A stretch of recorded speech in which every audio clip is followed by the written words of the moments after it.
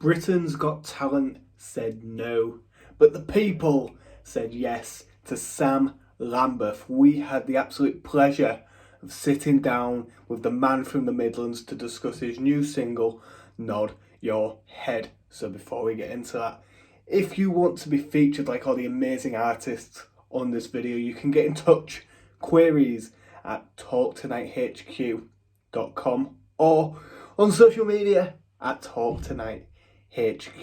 So, hope you enjoyed the video. If you like this sort of content, leave a like, subscribe, and I'll see you in the interview, I guess. Hi, I'm Sam Lambeth, and this is Talk Tonight. It's Talk Tonight, the podcast of delights, and don't you know it? Talk Tonight, it's Talk Tonight.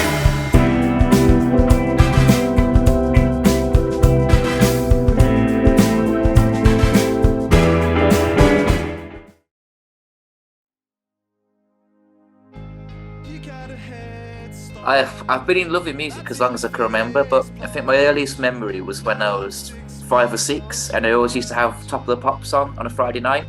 And if we were out anywhere, I had to make sure it was recorded. If I was out with my parents, I had to make sure the grandparents were taping it. And if I came home and something had happened and it hadn't been recorded, their lives weren't worth living. I'd just be so miserable then. So yeah, I think that was probably the earliest time. That and the Top 40 on Radio 1 on a Sunday afternoon. Who was your favourite Top of the Pops performance, if you can remember? I remember really being into a song called Promises by a band called The Cranberries. I remember loving that song, and I remember that they were performing it on Top of the Pops. And I remember being at school, being mega excited to get home to watch that. I mean, obviously, when I've watched Top of the Pops too, I've seen some really cool performances that have stood out. But that Cranberries one was one of the first ones I remember watching and really liking.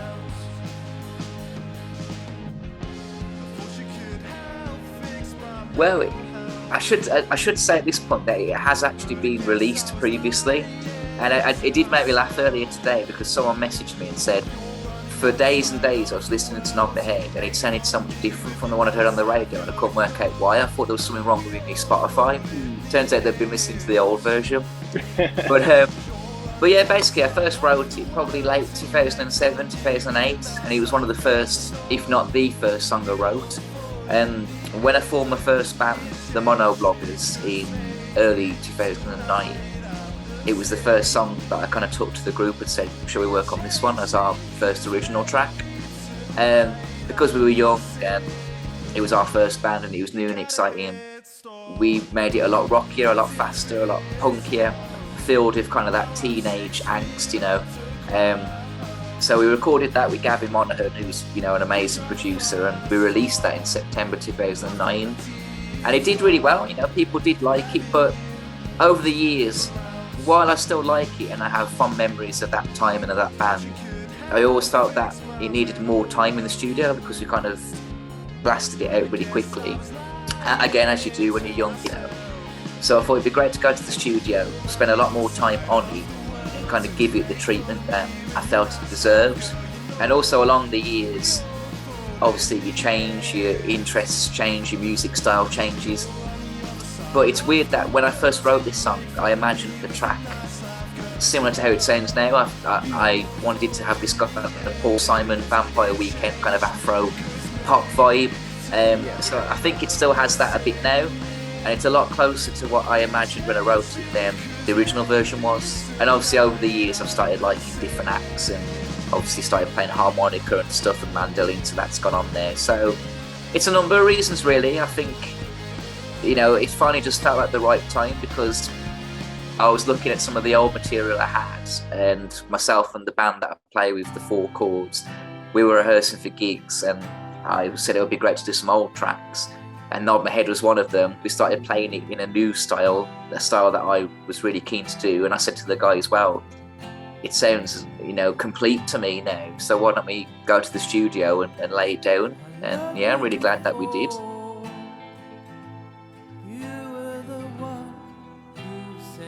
Oh, totally blown away, honestly. I mean, I've been really, really lucky that since I came out as a solo artist back in November 2020, people have been really, really accommodating, and people have been willing to give me a chance. Guys like yourselves, obviously, you know, I probably messaged you one time totally randomly, and you took a chance on me, and you know, I'm really grateful for that.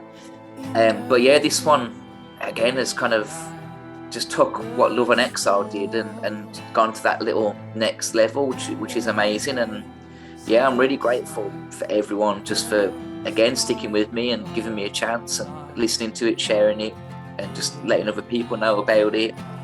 And I knew that when I released it, I had some little ambitions in my head, things that I hadn't achieved before.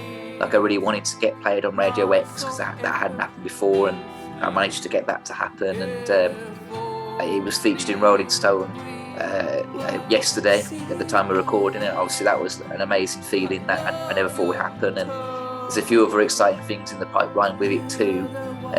So yeah, it's just been a really amazing, fun journey. And yeah, obviously, I always worry that people probably think, oh, you know, he's fake when I say, oh, I can't believe it, and I'm shocked and I didn't expect it. But honestly, you know, I'm sure other artists will tell you, when you put a song out, you're so nervous about the reception it's going to get, and you just don't know what's going to happen. You think it could just absolutely bomb, and it could just get lost amidst all the other songs going out that day. So just that people took the time to listen to it, people seem to really like it. It's really resonated. It's one of them things, like when I'm at work, you know, in my day job, and you know, I'll be head down doing my work, not really thinking about my music at that point, when suddenly I'll remember, or something will pop up and I'll think, wow, you know, it just takes me back, just take that step and think, you know, bloody hell, I can't believe that, you know, people are liking it so much. It's an amazing feeling.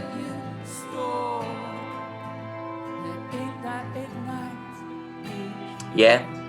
Again, this kind of testifies how much I believed in that song, and how much I just thought, of all the songs I've got, this song just feels particularly special. Again, maybe just because people kept telling me, oh my God, this song's so bloody annoying, I can't get it in my head, and you know, I hate you, and why did you play me that song? So, you know, you just think there's something in this, and you know, there's so many times when I've sat down and said to myself, have I done enough with this song? You know, have I really tried to get it out there? Have I pushed it? Because, you know, friends and family kept saying to me, it's a catchy song, you've got to get it out there. So I thought, you know what, if it's that catchy, maybe Britain's Got Talent will take a punt on it. So yeah, I think it was 2014, I went down to the ICC in Birmingham for the first round. Took my guitar, got there must have been 200 other guys in the room with acoustic guitars as well. Straight away you think, well, you know, I'm probably not going to get through because there's so bloody many of us. Yeah, and it was just typical story really. I kind of waited around all day to get called into the room, and I literally think I was one of the last ones to go in, because I think I got there at 9 and was there way past 5 o'clock. Went in, played Nod the Heads, probably a minute and a half of Nod the Heads, and the 3 guys in the room, and they weren't celebrities, they were just random people. They just kind of said, oh, thanks, Sam, but we're going to say no. And that was literally it, you know. It was weird though, because I don't want to ruin the magic of the show, but when I was in the big foyer, the waiting room, the producers would be coming around and like looking at certain acts and saying, oh, what's your act? And then can you do a bit of the act? And if the act was good, they'd just say to them there and then, oh, go home, you're through to the next round, we'll call you. So there was that kind of like, if they saw that it had that ability to be good on TV and it was going to be watchable, they didn't even have to wait to go in the room. They'd just be saying, yeah, you can go and we'll call you back. But I remember just before I went in, there was another guy with an acoustic guitar, and his gimmick was that he played and painted at the same time or something. I don't know how it worked. And he said to me, he says, I've been rejected 3 years in a row. He says, this is my 4th year. And I know it's going to sound really bad, but part of me, it gave me a bit of hope, because I thought, you know what, maybe I'll go get through. And we both went in at the same time, different rooms. We both come out, and I obviously got told no. And I said, oh, how did you get on? He went, oh, I got through this time. So I don't know if they heard me and heard him and thought, you know what, we're going to put him through this time.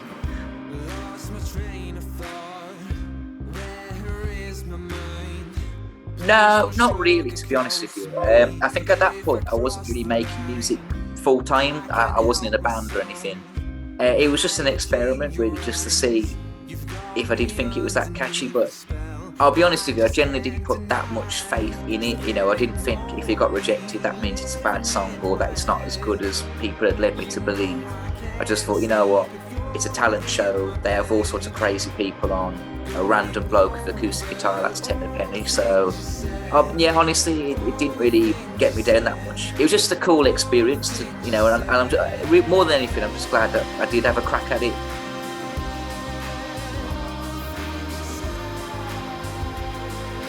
Oh, amazing. Again, obviously it's just one of those things that you never expect to happen.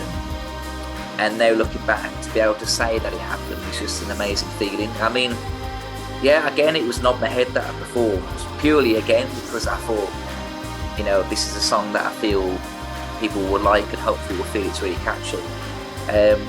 But yeah, it's an amazing experience. I mean, I got there nice and early, got to going down, you know, into the kind of control area where the media team sits and watch the game from there, and then just getting to walk down the steps onto the side of the pitch and walk on. Yeah, it was just a surreal feeling. I just remember not being as nervous as I probably should have been, you know what I mean? I remember more than anything just being really excited about it. And I think when it's one of those opportunities that you think, you know what, not many people get this chance and it's probably never going to happen again, so just enjoy it. And I think I had that kind of relaxed mindset about it where I thought, you know what, just enjoy it, soak it in, just remember the day, remember the importance of it, enjoy it, because it's probably not going to happen again. So yeah, I mean, I had some bad luck with it where I had like a microphone fitted, but I think it kept cutting out, so my guitar kept cutting out, which was a shame. So at certain points I was doing it a cappella, and so in a sense maybe that one left a lasting impression more than Britain's Got Talent, because I always thought I'd love to go back and perform again and have the guitar obviously not cut out, but you know, just again just to be able to say I've done it was amazing. And yeah, it was just honestly a crazy experience. And you know, how many of those 25,000 were listening, I'm not sure, but it was certainly cool, and certainly something I look back on when we've played and think, wow, I can't believe I got that chance. I'm such a lucky bugger, you know.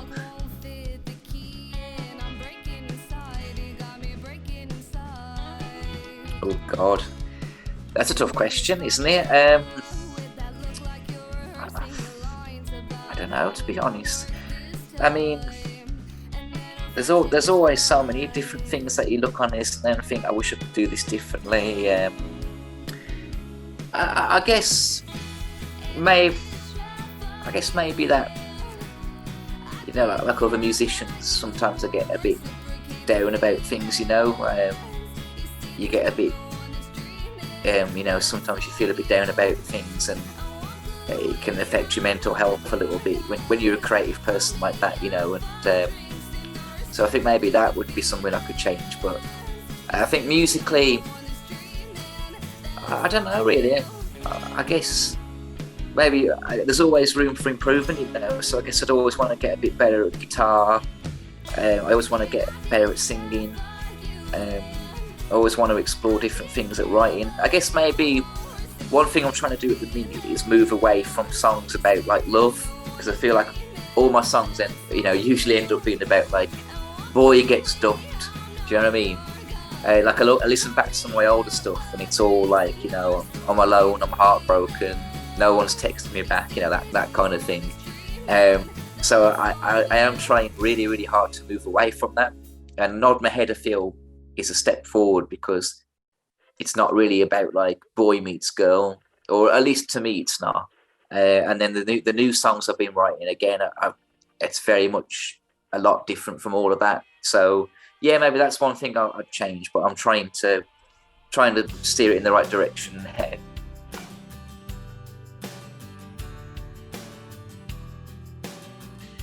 I think just to continue growing and building on the really good year that we had last year. I mean, the Four Chords came on board because I wanted to start gigging again. and initially it was just going to be one gig, a headline gig that we did last year in Birmingham, but we all enjoyed it, we got on really well, and we had some more offers, so the ball started to roll, and we kept doing gigs up and down the country. Again, really enjoyed it. Then logically the next step was, oh, do you guys fancy recording some songs with me? I've got some tunes written.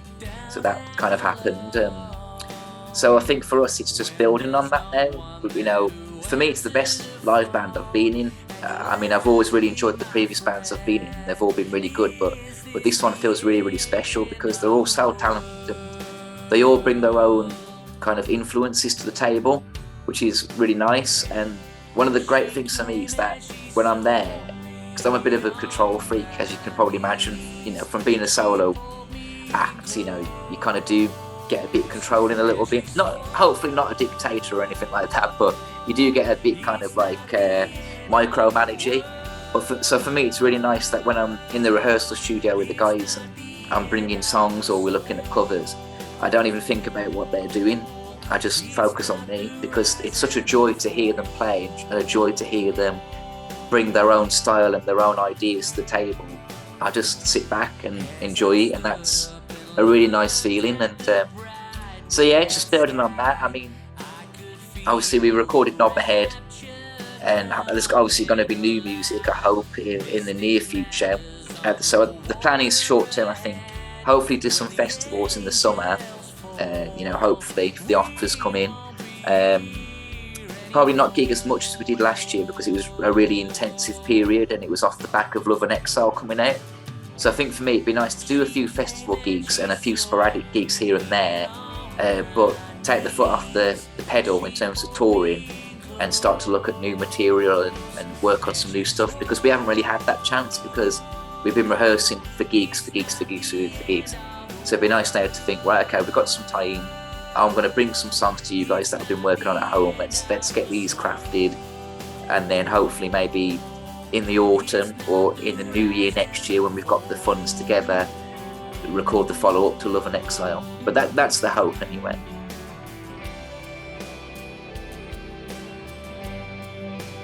Oh no, I hate these questions.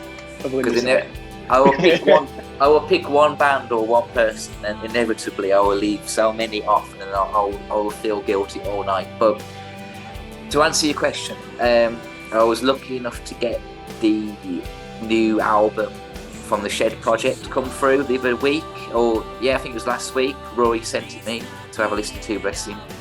And I must admit, I actually was really excited, and I think a sign of a good upcoming band is, or let's say a friend. Like a sign of when a friend's band, when you know they're really good for me, is when you forget they're a friend, if that makes sense. So when he sent me that link, I was like actually like as excited as I would be if, you know, a PR agent sent me, I don't know, Neil Young's new album or something. Do you know what I mean? I felt the same excitement, and then I thought, wow, you know, I know these guys are the real deal because I'm that excited to listen to it. I'm not just excited because, you know, my friends are smashing it. I'm excited because this band are good. Do you know what I mean? So I just think they've really got something. It's such a great record. It flows really well. You can hear the influences, but it's not a pastiche. It's got something original about it. It's catchy. It's inventive. It kind of changes tempo and stuff like that. So I think I really admire the Shed project for what they've achieved, and I think this record's going to take them to the next level.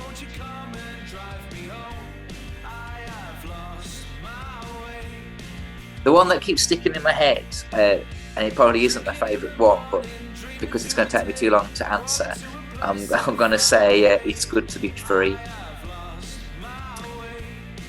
But I would say more the version that Noel was doing with the High Flying Birds than the Oasis version. So Sam, where can people find you on social media? I'm on Facebook, Twitter, Instagram. It's all Sam Lambeth Music, all one word, all lowercase, and then obviously on Spotify and YouTube as well. So that was our interview with Sam Lambeth. He's an absolute gentleman. I really do hope you've enjoyed this video. Again, if you've enjoyed any of the music featured here today, the links are in the description below, so you can head over and check out all the amazing artists. You can check out Sam Lambeth below as well. Nod Your Head is out now on all streaming services, and I'll see you next time on Talk Tonight. strike up some courage, kid, I know you won't give it all again. I'm not undercover, I just can't recover, be the man you used to know. But I've been here before, I've been here before. So wait in line, or don't wait at all. I feel better days to come.